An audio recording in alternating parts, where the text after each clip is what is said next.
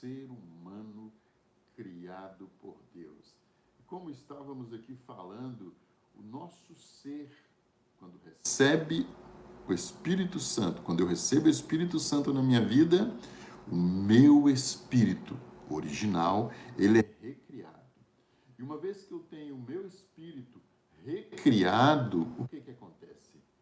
Eu consigo restaurar, via Espírito Santo, restaurar o meu pensamento, sentimento e vontade pela efetivação da palavra de Deus, que é viva e eficaz, mais cortante do que qualquer espada de dois gumes, ao ponto de dividir alma e espírito, juntas e medulas, e apta para discernir os pensamentos e intenções do coração.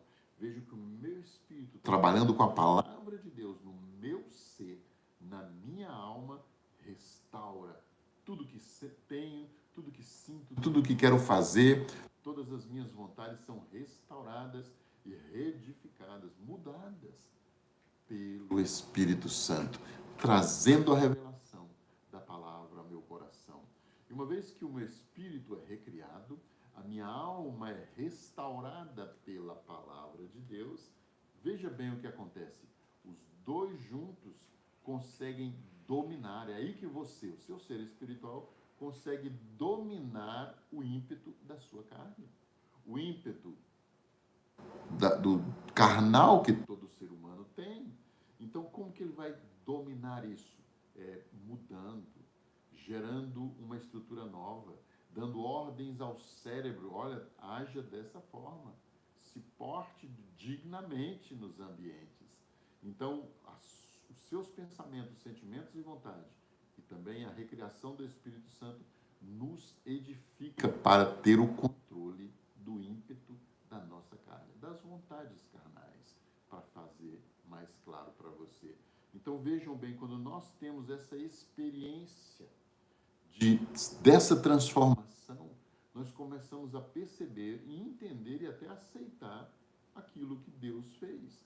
Nós fomos criados para o louvor da glória dele.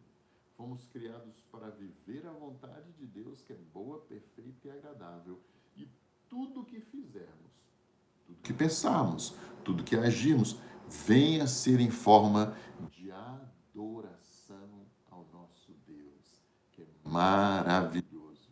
Então vejam bem comigo, uma vez que nós somos criados para o louvor da glória de Deus, e nos ambientes em que estamos vivendo, talvez na minha casa, talvez na sua casa, talvez nos lares, como eu disse no início, o que acontece? A personalidade está prejudicando aquela família.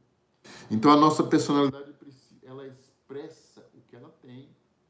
Se na minha personalidade, na minha alma, eu tenho uma palavra do Espírito Santo, uma direção do Espírito Santo, o conhecimento da verdade, o conhecimento dos princípios, da moralidade, da santidade, tudo que é bom, tudo que é perfeito, tudo que é amável, tudo que é santo, tudo que é verdadeiro, quando tudo isso envolve a minha alma, envolve meu pensamento, sentimento e vontade, eu vou começar a viver uma família melhor, ambientes melhores, núcleos de amizade perfeitos, onde o que pauta-se a verdade.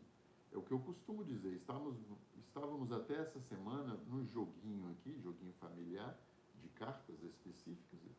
Não lembro agora o nome do jogo, mas naquele jogo nós tínhamos de trocar cartas. E naquela troca de cartas, o jogo permite blefar, enganar, fazer de conta. Mas na minha alma, no meu pensamento, sentimento e vontade, eu não consigo blefar. Eu não consigo enganar. Eu não consigo fazer de conta. Simplesmente, olha, tem que enganar, tem que fazer de conta, tem que blefar. Mas para eu ganhar, eu deveria blefar. O que eu fiz? Falei, não vou blefar. Não cabe à minha alma blefar. Não faz parte da minha idoneidade blefar. Eu quase perdi o jogo por isso. Em seguida, eu ganhei o jogo com uma carta verdadeira, que todo mundo pensava que era um blefe, mas na realidade eu tinha a carta da vitória. Ou seja, nós quando temos a verdade, vivemos a verdade, pautamos os nossos assuntos pela verdade, aquilo que diz a palavra, a verdade vai nos levar às grandes conquistas da nossa vida. Por quê? Vejam bem, Deus é o autor, o nosso autor, o autor do homem, o autor da mulher. Deus é o nosso autor. E se Ele é o nosso autor, Ele sabe tudo que temos. Ele sabe o que deve mudar dentro de mim. Ele sabe o que deve transformar no meu pensamento, no meu sentimento, na minha vontade. Eu tenho apenas que me jogar aos pés dele e dizer: Senhor, modela-me, transforma-me, restaura-me e renova-me. Vejam bem a importância de que a gente busque viver a vontade de Deus perfeitamente. Ou seja, uma vez que Deus é Pai, Filho e Espírito Santo, e nós, criados por Deus, somos o Espírito, possuímos uma alma e habitamos em um corpo, nós fazemos parte da vida cotidiana, da vida divina. Ele tem muito interesse em se apresentar à nossa mesa. Ele tem muito interesse em sentar no nosso lado. Deus tem muito interesse em viajar conosco. Deus tem muito interesse em fazer parte da sua família e você fazer parte da família dele. Esse é o maior interesse de Deus. Vejam bem, para vocês entenderem melhor o que eu estou aqui falando. Provérbios 16, 32 nos diz: melhor é o homem paciente, vale mais controlar as emoções e os ímpetos do que conquistar uma cidade. Vejam só, melhor é ser um homem paciente. Quem tem o Espírito Santo tem a paciência, tem alegria, tem amor, tem mansidão, tem domínio próprio. Alguém tranquilo, alguém manso, alguém edificado no conhecimento da palavra e não em vontades vividas de más experiências. Vejam só a vida de Moisés, por exemplo, né? Moisés foi um guerreiro. Moisés era um guerreiro. E de repente Deus o chama. E quando Deus o chama, como ele era um guerreiro, a primeira coisa que ele fez foi tirar a vida de um ser humano. Depois ele foi confrontado. Neste confronto ele buscou a Deus. E neste confronto ele se conectou com Deus de forma tão sobrenatural que o Espírito tomou de forma tão linda que tomou Moisés. Moisés teve a restauração por conhecer a verdade da sua própria vida, teve os pensamentos, sentimentos e vontade restaurados e simplesmente ele começou a se controlar e foi conhecido como um dos homens mais mansos da terra. Não importa como você foi criado, não importa as experiências que você passou, Moisés também passou, mas no encontro de Moisés com o Senhor, na sarça ardente, Moisés foi transformado. Ele foi reestruturado pela palavra da verdade. E com a palavra da verdade ele começou a se controlar o ímpeto dele. Vejam só, melhor é controlar o ímpeto. Melhor é controlar as emoções. Melhor é controlar a vontade, ou seja, as emoções falam da alma. Uma alma controlada, edificada, transformada, que parte dos princípios de Deus para tomar as suas decisões. E o ímpeto, a ação carnal, sem medo, sem discórdias, sem raízes de amargura, sem constâncias. Ou seja, é de suma importância a gente entender o que nós estamos falando aqui, que o Espírito que nos recria, que recria o nosso espírito, vai nos levar a uma restauração da nossa alma pela palavra, pelo conhecimento da vontade de Deus, pelo conhecimento da verdade. E uma vez que estamos assim, nós vamos conseguir controlar o nosso ímpeto. Controlamos a nossa alma pela verdade e controlamos o nosso ímpeto com a verdade estruturada na nossa alma. O que diz Provérbios 25, 28? Uma cidade alerta, sem muralhas, tal é o homem sem autocontrole. Quem é que nos dá autocontrole? Uma cidade sem muralhas, ela está fragilizada, ela está suja, entra quem quer, participa quem quer, fala quem quer, governa quem quer. Por quê? Porque não tem edificação, não tem controle, não tem proteção, não vive o zelo de Deus. Mas uma vez que nós, como pessoas, vivemos o zelo de Deus, edificados, transformados, condicionados em ter um autocontrole, quem dá o autocontrole é o Espírito Santo. A Bíblia fala que o Espírito nos dá mansidão. Mansidão não é ser assim, como dizem alguns, um banana. Mansidão é na hora do desespero controlar-se espiritualmente. Controlar o impulso da alma e controlar o ímpeto da carne. Vejam bem a importância de você experimentar o conhecimento da verdade. Olha só, geralmente nós passamos por problemas difíceis na vida. É comum, todo mundo passa por problemas difíceis. Moisés passou por um problema super difícil. Ele foi, aspas, abandonado no rio e foi criado por uma outra família. E ali ele passou por experiências difíceis, ou seja, e ali ele criou raízes. Tudo que a gente passa na vida, a gente cria raízes, raízes boas ou raízes más. Vejam bem, quando Moisés volta para Deus, ele está dizendo: eu quero tratar essas raízes, eu quero remover essas raízes. E todos nós, pelas nossas experiências familiares, o que acontece? Essas raízes vão crescendo, vão enraizando dentro de nós. Essas raízes malignas começam a minar quem somos, o que pensamos e a nossa vontade. Começa a minar o nosso querer e o nosso efetuar. Essas raízes más, elas trazem prejuízo à nossa personalidade, trazem prejuízo à nossa carne. As raízes más. Precisamos encontrar uma solução para o homem. Precisamos encontrar uma solução para o homem para que ele se conecte com Deus. Primeira coisa é você descobrir qual é a sua raiz, que você sabe que é má, que é uma má raiz. Eu tive uma raiz muito má. Eu sempre fui muito orgulhoso. É triste, mas eu já fui muito orgulhoso. Eu também já fui muito amargurado, ríspido com as pessoas, sem amor pelas pessoas. No entanto, quando eu percebi que eu tinha essas raízes, e essas raízes me faziam mal, eu pedi que o Espírito Santo de Deus transformasse a minha vida, restaurasse-me pelo conhecimento da palavra. Essas raízes foram sendo tiradas dos meus pensamentos, sentimentos e vontade pelo conhecimento da verdade. Verdade que é Cristo em nós.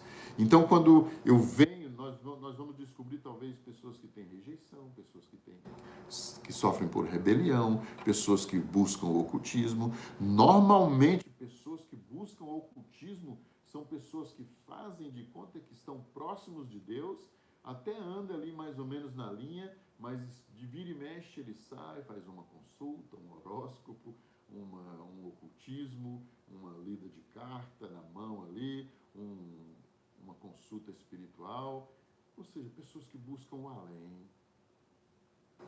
Não precisamos buscar nada. O Senhor já está aqui e tem muito interesse em participar da sua vida de forma sobrenatural. Mas quando o Espírito Santo entra em nós, o orgulho ele é transformado. Não é transformado. O orgulho deixa de existir e nós passamos a ser pessoas mais humildes. Quando o Espírito Santo aposta da nossa vida, nós abandonamos a rejeição e vamos viver uma segurança emocional equilibrada. Quando o Espírito Santo aposta da nossa vida, nós deixamos a rebelião e vamos viver uma vida tranquila, confiável, contente, plena da vontade de Deus. Quando o Espírito Santo trabalha na nossa vida, nós vamos nos aproximar mais de Deus. Deixamos de buscar o ocultismo e vamos nos aproximar mais de Deus. Porque sabemos, todo milagre só acontece de acordo com a vontade de Deus. Todo milagre acontece em resposta aos nossos clamores, a nossa oração, é o nosso pedido verdadeiro diante de Deus. Todo milagre acontece no momento de adoração, no momento de louvor, o motivo pelo qual nós fomos criados para com Deus. Então vejam bem, queridos, o homem natural, ele não tem o Espírito Santo. Mas quando o Espírito Santo vem e recria, você permitiu Jesus entrar no seu coração, o Espírito Santo vem e recria a sua vida. Aquele que está no Espírito natural, que cresceu com aquele Espírito que teve suas ações e reações. Suas ações e reações são direcionadas pelos seus pensamentos, sentimentos e vontades das suas experiências. Mas alguém que tem plena comunhão com o Espírito Santo, tem um espírito recriado, transformado, sabe o que Deus representa para ele, confia plenamente em aguardar uma resposta de Deus e não busca fazer a sua própria resposta. Quem tem o Espírito Santo confia nas respostas que a sua alma recriada, transformada pela palavra, começa a te oferecer. Então, quem tem o Espírito Santo comunica-se direto com Deus. Não precisamos de intercessores. Jesus é o nosso intercessor primário. Temos Jesus como nosso intercessor. A nossa conexão direta com Deus Pai, Deus Filho e Deus Espírito Santo. Então vejam bem comigo a importância de a gente entender o que somos como ser humano. O que podemos fazer para restaurar os relacionamentos em que estamos vivendo. Talvez namoro, talvez casamento, talvez aliança, talvez você só que more junto com a pessoa. Deus tem interesse em restaurar esse relacionamento. Trazê-los, levar marido e mulher, filhos, pais, irmãos, a um convívio melhor, mais satisfatório, mais pleno da presença do Senhor dentro daquele lar, dentro daquela conversa. Para isso nós temos de entender a relação entre Deus, o homem e Deus. Entender que essa relação do ser humano, o que faz o ser humano e o que faz o nosso Deus. Vejam que o ser homem, ele nasce espírito e alma e corpo, e ele se apresenta aqui como carne. E qual é a semente do homem? Ela é carnal, é o sêmen. Uma vez que o sêmen é acoplado na carne da esposa, um filho carnal é gerado. Agora, a nossa dimensão com o nosso Deus. Nosso Deus é um ser espiritual. E ele nos fez também um ser espiritual. E a planta, e quando Deus planta a sua semente, a semente de Deus, ela é a palavra. A semente de Deus, ela é a palavra. Como eu disse para vocês, quando o Espírito pega a palavra, que é a semente de Deus, e vai transformar a nossa alma, o nosso pensamento, sentimento e vontade, o Espírito de Deus está pegando a semente de Deus para a nossa transformação e a nossa reedificação. E planta no coração do homem, planta na alma do homem. E ali Deus gera um filho espiritual. Uau, que coisa mais linda! Para isso o Senhor te gerou. Para isso o Senhor te chamou, para ser um filho espiritual de Deus Pai Todo-Poderoso. Veja bem a importância de você entender que você é filho de Deus. O próprio João declara, João 1,12, mas todos quantos o receberam, fala de Jesus, fala da palavra, todos quantos receberam, se tornaram filhos de Deus, a saber, os que creem no seu nome. Todos quantos receberam, Deus lhes deu o poder. Que poder é esse? Poder de transformação, poder de mudança de pensamento, de sentimento, de histórico de vida.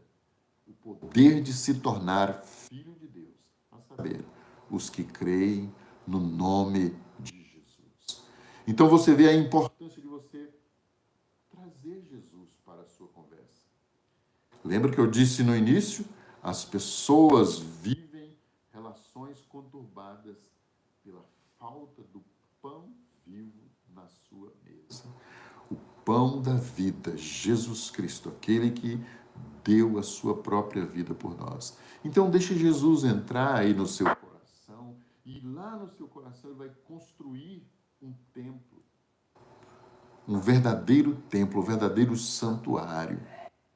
Para que esse santuário seja construído, ele quer restaurar, recriar o seu espírito, restaurar a sua alma, sentimento, pensamento e vontade, e que o seu espírito e a sua alma venham controlar o ímpeto da carne, colocar sob domínio, a carne vigiada, a carne que obedece, a carne que controla o seu ímpeto, entenderam? Então vejam bem, a restauração, isso é a restauração dos muros da nossa casa. Isso é a restauração dos muros da nossa alma. Isso é a restauração da porta de entrada, da porta do quarto, da porta da cozinha, da porta da sala, das janelas, dos umbrais, todos os meios de contato que você tem, eles também serão restaurados. A sua casa será protegida. A sua casa é um lugar, é alvo do coração de Deus. Primeiro, ele quer proteger a sua vida e também proteger a sua casa e proteger a sua família. Então, deixa a palavra, deixa Deus entrar por meio da palavra e curar a sua alma, porque essa é a prioridade primária de Deus. É a meta principal de Deus, é curar a nossa alma. Como eu sempre digo nas nossas lives, aqui está o campo de batalha, aqui está algo a ser curado, a nossa alma, pensamento, sentimento e vontade. Aqui está algo a ser curado. Então precisamos que a nossa alma se harmonize com o nosso espírito, com o Espírito de Deus, que a nossa alma se permita ser corrigida, ser restaurada, ser transformada, ser reedificada pela presença do Espírito Santo de Deus na nossa vida. Aí sim nós somos templos. Templo da presença do Espírito Santo. Então o propósito do Senhor na nossa vida é que Ele habite no nosso coração. Tanto que Ele diz, filho meu, dá-me o teu coração. Ele também diz, filho, cuida, protege o seu coração. Protege os seus sentimentos, pensamentos e vontade. Protege o que você tem de melhor. Porque é de você que vai sair coisas boas, é de você que vai sair cura, é de você que vai sair transformação. Porque você já tem a palavra de cura. A palavra de cura na boca de Jesus também cura quando nós expressamos na nossa alma essa palavra de cura. Nosso pensamento, sentimento e vontade. E você vai ter uma família transformada. Então, Deus, ele habita dentro de mim, dentro da casa, dentro da família, que permite ele reconstruir as portas. Portas, remover as raízes de amargura, de orgulho, de medo, de inconstância, de pecado, de imoralidade. Permita, peça que ele entre. Ele entra com o Espírito Santo, trazendo a palavra, trazendo entendimento e conhecimento da verdade, quando a verdade fizer parte da conversa familiar, quando a verdade fizer parte do diálogo, do assunto, a mesa, a verdade fizer parte das discussões, a verdade fizer parte dos negócios, a verdade vai prevalecer. Não precisamos ter medo de mentira, porque se todos do nosso ciclo são verdadeiros, eu não vou duvidar de ninguém, eu não vou ter dificuldade de relacionamento matrimonial, nem familiar, nem nos meus negócios, porque a verdade já está prevalecendo. Porque os nossos muros já foram restaurados. Como eu disse para vocês, eu era bem orgulhoso, mas para quebrar o meu orgulho, o meu topete, eu tive de reconhecer as minhas falhas no orgulho. E quem me fez reconhecer? O Espírito Santo, trazendo a verdade, trazendo a palavra. E o maior combate ao orgulho é a atitude humilde. Não é a atitude de medo, é a atitude de saber que Deus tem algo melhor para você. A atitude é saber que Deus vai transformar a sua vida.